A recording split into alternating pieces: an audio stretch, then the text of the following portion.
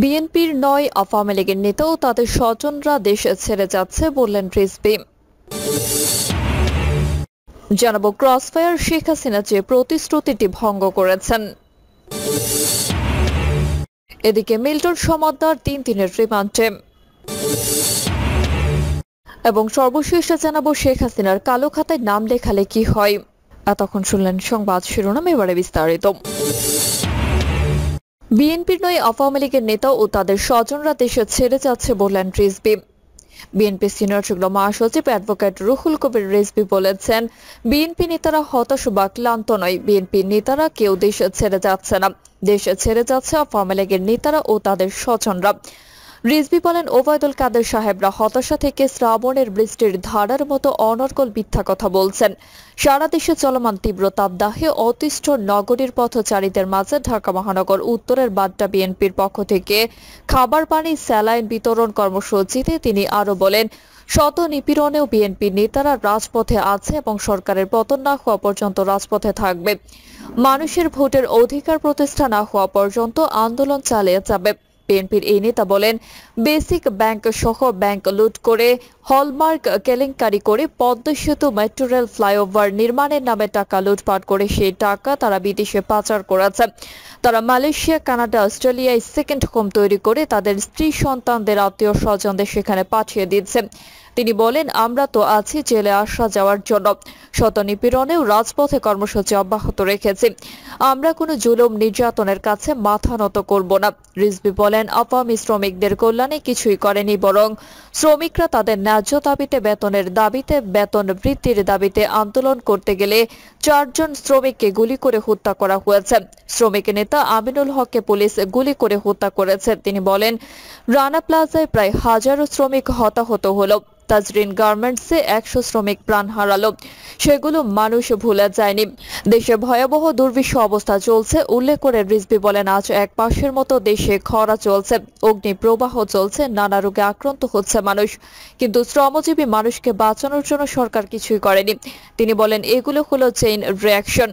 শহীদ জিয়া খাল খনন, নদী খনন, বৃক্ষরোপণ, সেচ ব্যবস্থা সহ যেসব কল্যাণমূলক কাজ করেছিলেন সেগুলো সরকার বন্ধ করে দিয়েছে।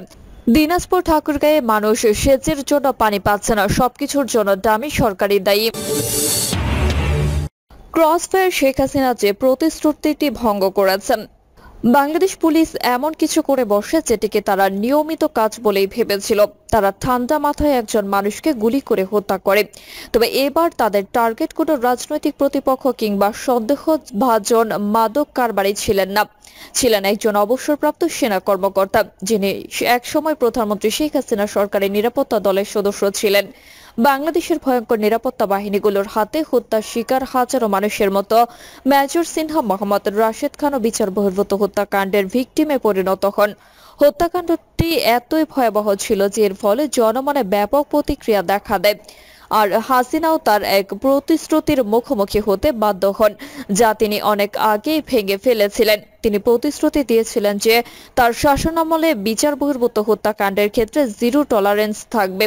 2008 সালে লন্ডনে আমি যখন নির্বাসনে থাকা শেখ হাসিনার সঙ্গে তার বোনের বাসায় দেখা করেছিলাম, তখন তিনি তার দেশের মানুষের অধিকার রক্ষায় পাশে দাঁড়ানোর জন্য আমাকে ধন্যবাদ জানিয়েছিলেন। তিনি জোর দিয়ে বলেছিলেন, যদি তিনি পরবর্তী নির্বাচনে জিততে পারেন তাহলে এই চর্চা বন্ধ করবেন। তিনি তীব্রভাবে সমালোচনা করে বলেছিলেন, আপনি আমাকে বিশ্বাস করতে পারেন, আমি এই ধরনের হত্যাকাণ্ড হতে দেব না। এমন প্রতিশ্রুতি সত্ত্বেও শেখ হাসিনার 1 দশকের শাসনামলে বাংলাদেশি নিরাপত্তা বাহিনীগুলোর বিরুদ্ধে 2400 জনেরও বেশি মানুষকে হত্যার অভিযোগ উঠেছে। যত হাস্যকরেই শোনাক না কেন, সরকারি কর্মকর্তারা বাধা বক্তব্যের মাধ্যমে অভিযোগগুলো উড়িয়ে দেন। তারা বলেন, হত্যার শিকার ব্যক্তিটি মাদক ব্যবসা করছিল এবং বা সহিংস অপরাধী ছিল। একের পর এক মানুষ নিহত হয়, যাকে শ্রুতি মধুরভাবে বলা হয় ক্রসফায়ার। আসলে এগুলো হলো সাজানো বন্দুকযুদ্ধ, যেখানে নিরাপত্তা বাহিনীগুলো আত্মরক্ষায় পাল্টা আক্রমণ চালানোর ভান করে। এই ক্রসফায়ার শব্দটি এত বেশি ব্যবহৃত হয়েছে যে এটি এখন সরকারি কর্তৃপক্ষের হত্যাকাণ্ডকে বোঝাতে ক্রিয়াপদ হিসেবে ব্যবহৃত হয়। চলতি বছরের শুরুর দিকে ক্ষমতাসীন দলের কয়েকজন কিছু আইন প্রণেতা প্রকাশ্যে সন্দেহভাজন অপরাধীদের ক্রসফায়ারে দেওয়ার দাবি জানান। মেজর সিনহা হত্যাকাণ্ডের পরও পুলিশ তাদের চিরচেনা বাধা বক্তব্য থেকে সরে আসতে পারেনি। তাদের বক্তব্য ছিল অনেকটা এরকম যে সিনহার গাড়ি থেকে মাদক উদ্ধার করা হয়, তখন সিনহা পুলিশের দিকে বন্দুক তাক করেন আর পুলিশ আত্মরক্ষায় গুলি চালাতে বাধ্য হয়। কিন্তু এই মিথ্যার বেসাতে খুব দ্রুতই ধরা পড়ে। কর্তৃপক্ষ তদন্ত শুরু করতে বাধ্য হয়। এখন পর্যন্ত 21 জন পুলিশ সদস্যকে বরখাস্ত করা হয়েছে, বেশ কয়েকজনকে গ্রেফতার করা হয়েছে, 2 জনের বিরুদ্ধে পরোয়ানা জারি করা হয়েছে। এমনকি সরকার গণশুনানির আয়োজনও করে। সেখানে ভিড় জমা মানুষ অধীর আগ্রহে জানতে চাই, এবার কি তাহলে ন্যায় বিচার হবে? দুঃখজনক বা দুর্ভাগ্যজনক বিষয় হলো পুলিশ প্রধান বেনজির আহমেদকে তদন্তে সহ প্রধান হিসেবে যুক্ত করায় তদন্তের আন্তরিকতা প্রশ্নবিদ্ধ হয়েছে। সম্প্রতি পদোন্নতি পেয়ে আইজিপি হওয়ার আগে বেনজির কয়েক বছর ধরে কুখ্যাত র্যাপিড অ্যাকশন ব্যাটালিয়নের র্যাব দায়িত্বে ছিলেন। র্যাব হলো একটি আধা সামরিক বাহিনী যেখানে পুলিশ ও সামরিক বাহিনীর কর্মকর্তারা কাজ করেন। বেনজির আহমেদের আমলে র্যাব কমপক্ষে 80টি গুম ও 450টিরও বেশি বিচার বহির্ভূত হত্যাকাণ্ড চালিয়েছে। শুধু তার আমলে র্যাব অন্তত 80 জনকে গুম ও 450 জনের বেশি মানুষকে বিচার বহির্ভূত হত্যা করেছে। 2017 সালের এপ্রিলে বেনজির আহমেদ যখন র্যাবের দায়িত্বে ছিলেন, তখন সুইডিশ রেডিও ওই বাহিনীর একজন জ্যেষ্ঠ কর্মকর্তার গোপনে রেকর্ডকৃত বক্তব্য প্রকাশ করে, যেখানে তিনি বলছিলেন র্যাব নিয়মিতভাবে লোকজনকে উঠিয়ে নেয়, হত্যা করে ও মরদেহ ফেলে দেয়। 2018 সালে আওয়ামী লীগের স্থানীয় নেতা একরামুল হককে গুলি চালিয়ে হত্যার ঘটনা ফোনের অপর প্রান্ত থেকে শোনা গিয়েছিল। তার পরিবার ওই কলের অডিও টেপ প্রকাশ করেছিল। তাতে স্পষ্ট একজনকে বলতে শোনা গেছে, গুলিগুলো নিয়ে যাও। একজন আরেকজনের কাছে জানতে চাইছিল তার হাতের বাঁধন কি খোলা হয়েছে। কিন্তু র্যাব দাবি করে যে একরামুল হক বন্দুক যুদ্ধে নিহত হয়েছিলেন, যা মূলত হাসিনার রক্তক্ষয়ী মাদকের বিরুদ্ধে যুদ্ধেরই অংশ। এই যুদ্ধে নেতৃত্ব দিতে সহায়তা করেছেন বেনজির আহমেদ নিজে। হিউম্যান রাইটস ওয়াচ দীর্ঘদিন ধরে র্যাব বাহিনী ভেঙে দেওয়ার দাবি জানিয়ে আসছে।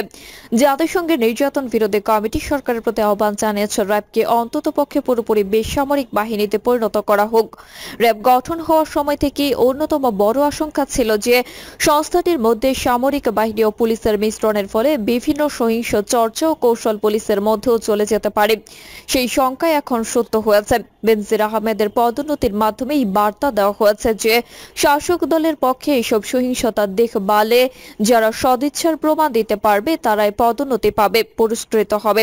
মেজর সিনহা হত্যার ঘটনায় সাময়িক বরখাস্ত করা একজন জ্যেষ্ঠ পুলিশ কর্মকর্তা অসংখ্য বিচার বহির্ভূত হত্যাকাণ্ড চালানোর জন্য বিশেষভাবে পরিচিত ছিলেন। বন্দুকযুদ্ধে কথিত মাদক কারবারিদের হত্যার জন্য তিনি গত বছর সম্মানজনক পুলিশ পদক পান, অথচ তিনি গর্বের সঙ্গে বন্দুক যুদ্ধে সন্দেহভাজন মাদক কারবারি হত্যার কথা বলেছেন। সিনহা হত্যাকাণ্ড দেখিয়ে দিয়েছেন নিরাপত্তা বাহিনীর উপর রাজনৈতিক নিয়ন্ত্রণ সম্ভব।